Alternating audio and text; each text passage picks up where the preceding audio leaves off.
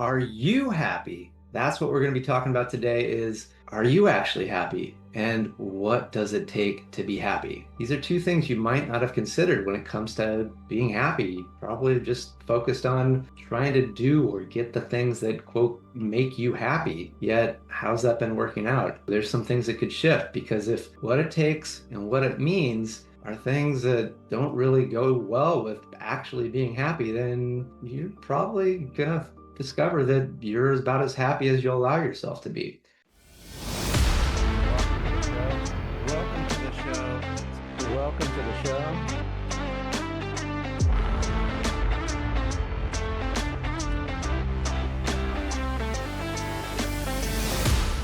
Happy Thanksgiving, happy holidays, happy New Year, happy birthday. But are you happy? That's what we're going to be talking about today is, are you actually happy? And what does it take to be happy? So with that, let's get started. So happiness, it's something that comes up often. I mean, who doesn't want to be happy, right? In the US, it's, life, liberty, and the pursuit of happiness, very fundamental to the human experience. Yet, how happy are you really? And today, I'm really going to get into two things. One is, what does it take for you to be happy? And two, what does being happy actually mean? These are two things you might not have considered when it comes to being happy. Probably just focused on trying to do or get the things that, quote, make you happy. Yet, how's that been working out? And when we dive into these two th questions, you might see that, ooh, there's some things that could shift because if what it takes and what it means are things that don't really go well with actually being happy, then probably gonna discover that you're about as happy as you'll allow yourself to be. So at the end of this, I'm going to give you some ways that you can maybe shift that, some possibilities, some things to that. And just by you becoming more conscious of this, it's already going to start to work in your favor and you're going to start to be more happy. Just as sure as you are where you are, listen to my voice, you're going to start to see that it's easier to be happy just how you are right now. So the first is, what does it take to be happy? I know for myself, I used to think that the requirements for being happy were just about as lengthy as the requirements of a spec sheet for a brand new solid state drive that the engineering team needed to work when I was still doing that kind of work, which I'm glad I did, but I'm also glad I no longer do that because I really do enjoy being here, getting to talk to you here today. Um, and so like what did it take to be happy? Well, it's I gotta have the right body, I gotta, have the right looks, I gotta be wearing the right clothes, I gotta have the right amount of education, gotta have the right job with the right impact, with the right amount of notoriety, and I have to have the right kind of friends, I gotta have the right kind of partner, be having the right kind of sensual times and doing the right types of vacations, eating the right types of food, having the right kind of body. And the list went on, and all that shit had to come together for me to be happy. And even then it's like it all comes together, and then like, whoa, whoa, wait, something shifts, or now I get an idea of like something else that's missing, and poof, it's gone. So being happy was almost fucking possible. And in the brief times I made it, poof, it would just as just as quickly as it came, it went away. And so I'd be curious, what does it take for you to be happy? Do you have a whole laundry list of things that it takes?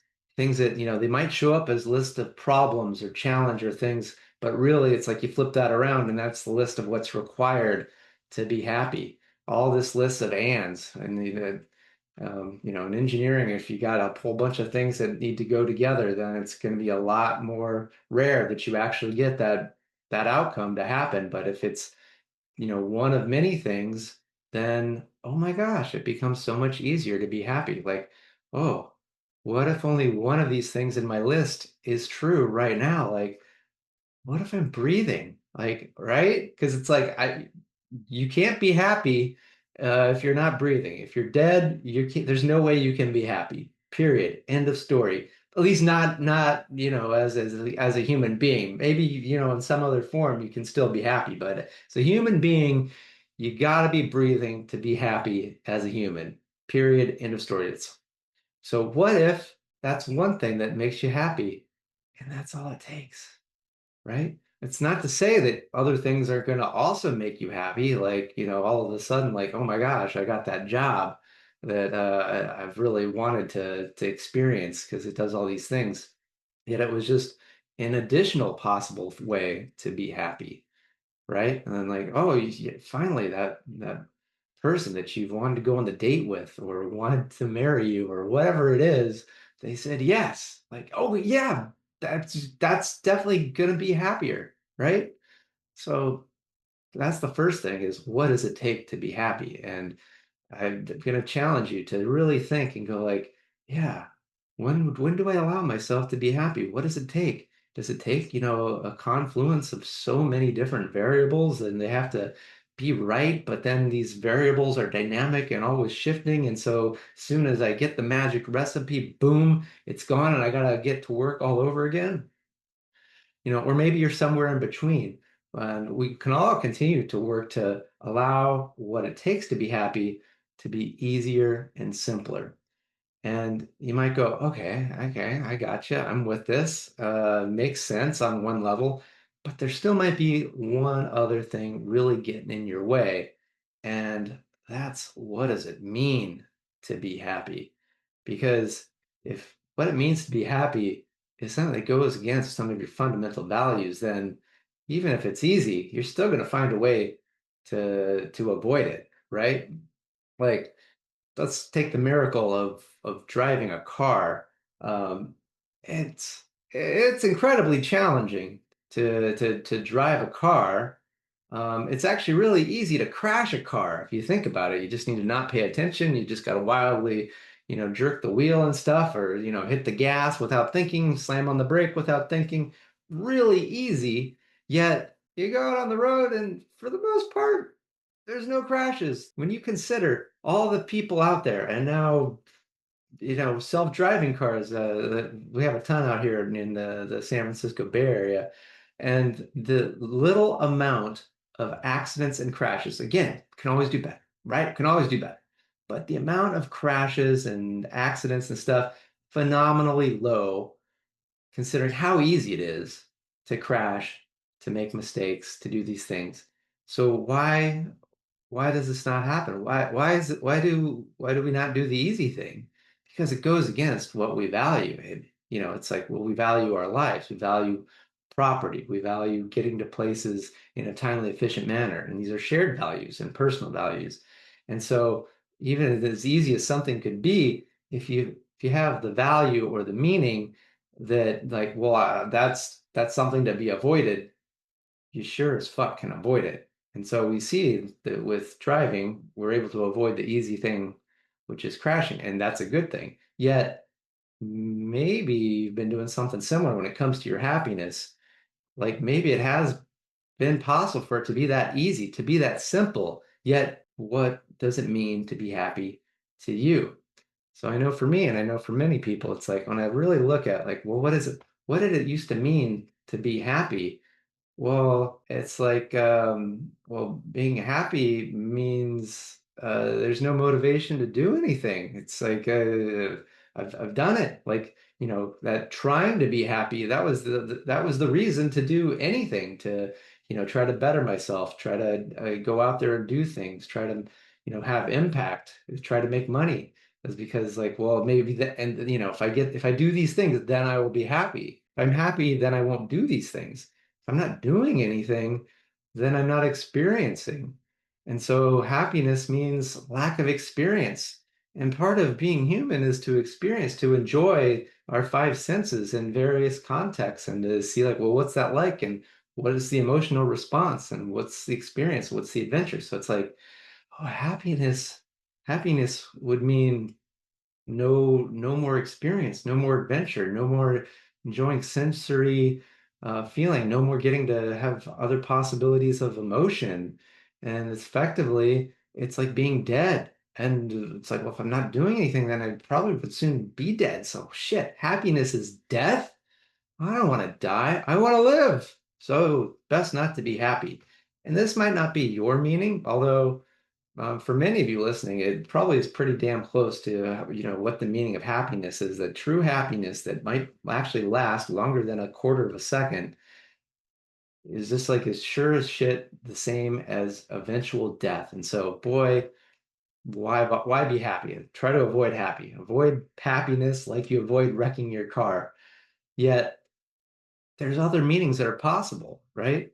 And so to me now the meaning of being happy is, oh, it's so expansive. It's like now I can see what else makes me happy or modulates the feeling of happiness or joy or and the other thing is that it's energizing, that being happy provides energy that allows it to be more easy to go and experience the things I want to experience and I can choose them. And then the other thing is being happy being so easy, it's also being very attractive and magnetic because happiness brings in more happiness. So it's like becomes even easier to attract the people, the experiences, the opportunities, the impact that I want while being happy. And so it's just like, well, if happiness means all that, then yeah, I want to be as happy as I can be as often. Um, and you might be kind of going like, well, no, but not everything is going to be happy. Sometimes things happen. The car gets in a wreck. And again, just because the car gets in a wreck doesn't necessarily, it's like, yeah, that sucks. That's not fun. Yet the amount of time spent in that stuckness, that ickiness, that whatever doesn't have to last long because it can be like, okay, well, what's the message here of the wrecking the car or the ending of the relationship or the loss of the job or the diagnosis of something, some health ailment? It might be like it's a time to go, oh, what's going on here? What have I missed? And how can I make it different? It's like, oh, I'm good. I'm having an experience. I'm getting to learn. I'm getting to choose how to do something differently that maybe I've been on autopilot and I didn't realize what was going on here. And now it's a time to look and ponder and reflect and go, ah, now I see what I got to do now. And you can then more happily go about doing it as opposed to like, oh boy, I got to get out of this shit and try to get to the happiness at the end of this. The happiness isn't at the end. The happiness is a state of being right now. And said I was going to talk about, two things to consider, that being the what does it take to be happy, and then the what does it mean to be happy. But let's get to the third thing, which is what actually is happiness. It's a state of being, and you choose your state by choice. Often you're not consciously choosing it. You're allowing that decision to be made for you by what's going on what is happening externally in your world. Once you recognize that, that's why, do lots of, episodes on this. We did one episode about, what's the most important, most valuable thing that you have, and it's your attention, which is why advertisers pay millions, billions of dollars to get your attention because when someone has your attention, they basically they have you. They can get you to feel however they want you to, and once they have you feeling the way they want you to do, you'll kind of do what it is they want you to do. It's been very interesting. I've been reading Isaac Asimov, his books, the Foundation series of books, because I started watching the series on Apple. It's not an ad for them, but supposedly, I just got. Don't worry, I'm going to get to the point of what it is to be happy. But as a podcaster, I get all these notices from where I have my podcast, and so Apple sends it going like, "Hey, we got some changing our privacy policy because new things are happening. Where if you mention other podcasts on Apple Podcasts, or if you mention Apple services or whatever, we're going to put links into your description or on the app, or I don't know what. But I'm just like, what a weird, wild world where things are happening that, again, that trying to get the attention. Because it's like, well, if they can get the attention to stay in the Appleverse, then you were gonna stay an Apple person. Again, if you consciously know that that's happening, you can go, all right, I'm this works for me. But if you're like, wait, this doesn't work, I'm gonna put my attention elsewhere. Again, this puts you in the driver's seat. So you might be going like, well, Justin, how can I choose to be happy, right? Let's take an instance of maybe if there was a time in your life where somebody did you wrong. You were just innocently going about your life. You're following all the rules. You were doing the right things, but somebody came up and they did something that harmed you, that it made that it hurt you, it harmed you. They did you wrong. Maybe they slandered you. They said bad things about you, or they took something of yours, or maybe they just didn't recognize that you were there and they just disregard you. I'm sure there's some time in your life that's coming up, and how did that make you feel? Like you're probably like getting all frustrated and angry and upset and like that motherfucker. Yeah, you're right. They did cut in front of me in line and I was next. I was next. Or yeah, they kept ignoring me. They kept calling me by the wrong name. Yeah, they kept calling me whatever, like stinky pants, and I sucked and I don't like that. So see, just how that you're based on where your attention is, your emotions are shifting, and you can shift that just as easily to imagine a time in your life when like you just got something that was such a treasure. Somebody said something that like, oh my gosh, I love it when you do this. This is so great. Thank you so much. Like you mean so much to me when you say this and when you do these things for me. And I'm so glad that you're in my life and you do these things. Or maybe they just let you know in some way and just let yourself like remember that time and to feel that and just feel like, oh yeah, yeah. And you're probably starting to feel like happy. Maybe there's a little smile or a little just grin. And so you can do this on your own because happiness is just a state of being. And so you can choose it and doesn't mean it's going to be easy or you're going to be perfect because again things are going to be happen, right? But it's as soon as you recognize like, oh boy, I have, I could shift this. What's the gift in what's happening? Because every time else in my life, as sure as I've listened to Justin's podcast, as sure as I am thinking and breathing right now, I have gotten out of fixes in the past and they've worked out and I've had other good, amazing times. What is the gift? What is the thing to be learned and gained so that my life can be even better and I can have other experiences that provide more options to be happy and enjoyable and to have impact, right? That I can be doing things in the world and I'm at choice. I'm no longer required to have to strive, to struggle. Like it gets to be a joy and a pleasure to do the things that come up in my world and in my life. And I get to choose where I go, what to experience, instead of just, okay, well, maybe someday, eventually, I'll be able to get out of this and I'll do enough and I'll get to be happy. But as sure as you've seen and felt, that day never comes. It's just like the sign in front of the bar, you know, it says free beer tomorrow, or maybe it's free acai bowls tomorrow, and you go in and go, well, can I get the free bowl, the free beer? And they go, oh, it's tomorrow. And so you show up the next day and it's like, it's okay, it's tomorrow. And they go, no, it's today. It's the free stuff is tomorrow. Tomorrow never comes. It's now, now, now, now. Now is the time. Now is the time to be happy. And now is the time to choose what it means to you to be happy. And if you're wondering, like, okay, I think I get it conceptually, because the concept is one thing, but it's the really getting it into your whole body to be part of your beliefs, to be part of your identity, to be part of your very essence. That is another thing. And if you're looking for ways, I'm going to encourage you to go check out my life energy activation process, LEAP, because it is an incredibly potent and powerful energy practice that I have created, developed, put together.